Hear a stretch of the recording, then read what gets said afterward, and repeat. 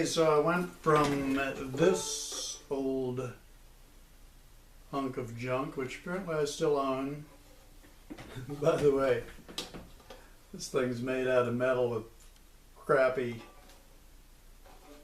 paint on it, pot metal, and I don't know about anybody else, but I sweat a lot when I play the violin. A lot of times I'll use some sort of a rag to absorb the sweat, but obviously I didn't on this one, and the sweat wore off the paint. Anyway, so I set this one aside, bought this one for $1,200 because that one I couldn't get my fingers to hit just the string I was on. In fact, I'd have sworn that there was something wrong with the violin, that the strings were too close. Because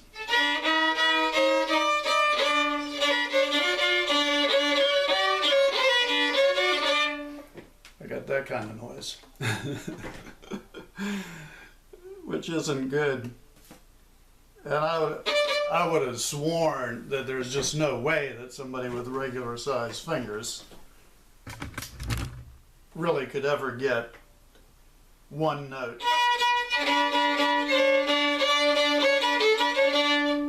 Without touching the other string, but you know, you just keep playing, keep playing, keep playing, and eventually, somehow or another, my explanation is that the music muse is watching you, and she gets very tired of hearing the crap. And so eventually she says, damn it, put your finger in the right spot. And then just magically one day you wake up and you can hit two strings while fingering one string without doing that kind of thing. Which I've done plenty of. And so you've got to find the notes. Of course, I found the notes because I sort of knew the notes from back in the old days. But you still have to figure out where it is. And the best way to do that is to use this other string as a drone string to kind of harmonize with it. So there's your octave.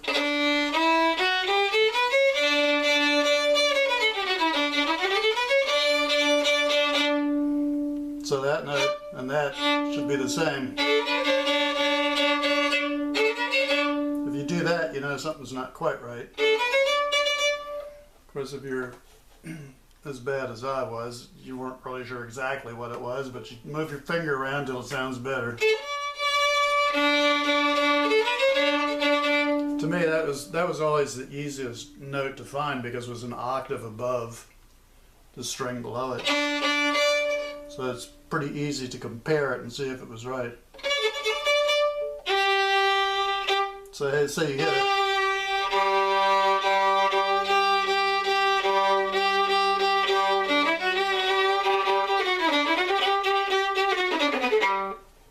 Whereas, how does your hand know where to go back to every time you take your hand off and you come back?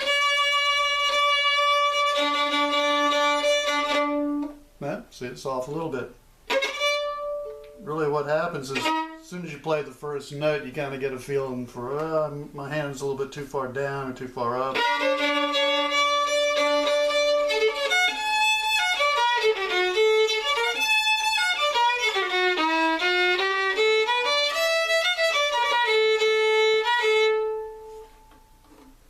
Anyway, you get a feel for that, so you just keep playing, keep playing, keep playing, and it's very obnoxious, and so you're among the minority of people in the world if you continue playing the instrument, because it's very, very ugly to begin with, and loud, and difficult, because you got to find the notes. I mean, you know, why can't they just give you the notes? No, they can't give you the note.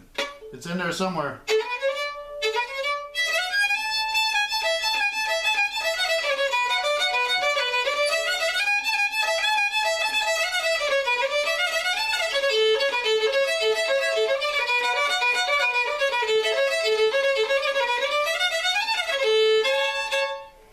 Anyway, the notes notes right there. So I bought this violin and I couldn't get a clean sound out of it, and I'm thinking, oh my God, you know, I kind of like the sound of the violin because, again, at the time I was looking for mellow, and so it was pretty mellow, but I never could get a clean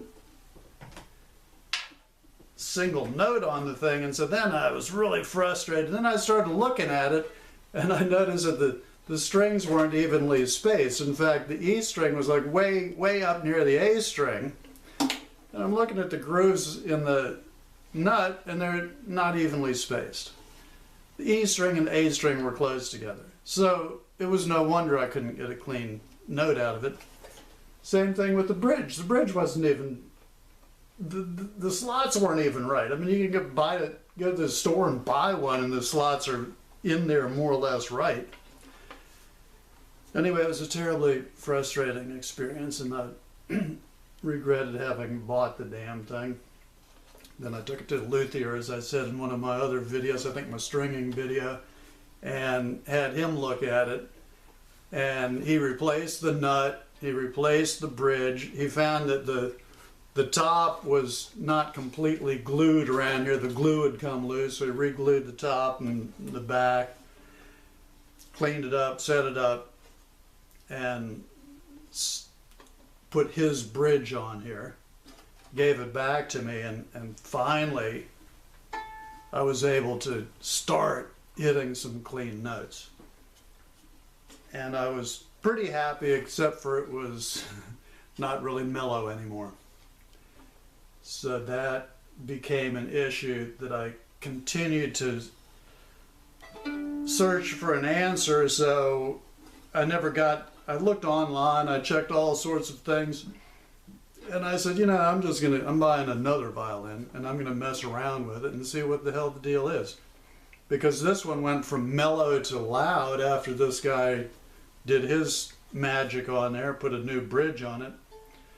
So I bought bridges, and then I researched, and then I carved bridges and sanded bridges and filed bridges and replaced bridges, and I even got a hang on a second. I even got this tool that you reach down. I better not mess with it too much. You reach down in here and you can find the sound post, grab it with one of those little spaces and move it around. Of course, everybody tells you don't do that, God forbid. And you're probably right. The sound post more or less has to go in the right spot.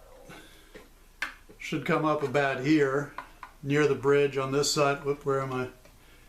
Should come up around here. Anyway, I messed around with that. Then there's this little thing here, and you stick it into the sound post and pull it out and stick it back in. I don't really recommend doing this because I never had any success making this thing sound any different moving the sound post. But the bridge, yes, the bridge made a huge difference. A thicker bridge is a mellower sound, a thinner bridge is a brighter sound. And then, of course, you learn pretty quickly that the bridge has to be in the correct position. Of course, it's not glued on, it just floats around. And then if the bridge comes out, there's no pressure to hold the sound post in, so I bought one of these little deals. It's kind of cool. You stick it in front of the bridge like that, and then you crank it like that, and it'll push up on the strings and take the pressure that the bridge was exerting on the sound post, and then you can actually pull the bridge out without having taken the pressure off of the violin, stick another bridge in there, then just crank down on this thing and pull it back out again. So I experimented a lot with bridges.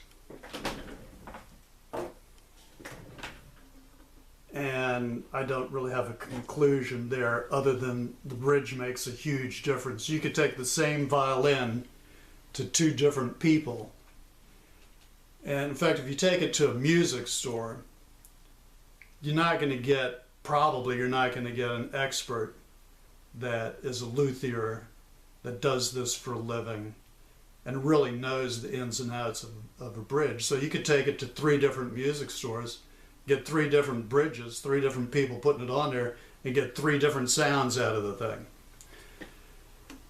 So don't give up on your violin if it doesn't sound right.